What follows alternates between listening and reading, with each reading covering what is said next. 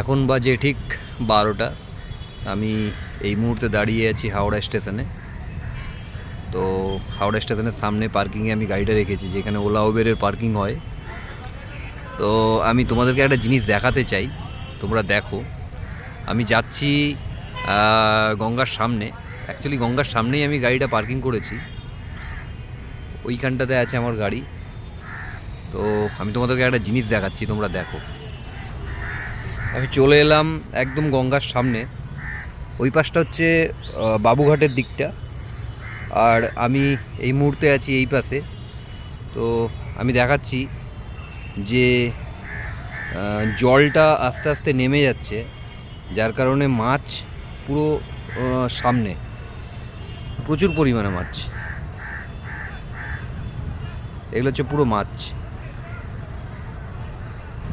খুব ভালো লাগছে দেখতে। বাট আমার মোবাইলের ক্যামেরাটা অতটা ভালো নেই, আমি পরিষ্কার দেখাতে পারছি না।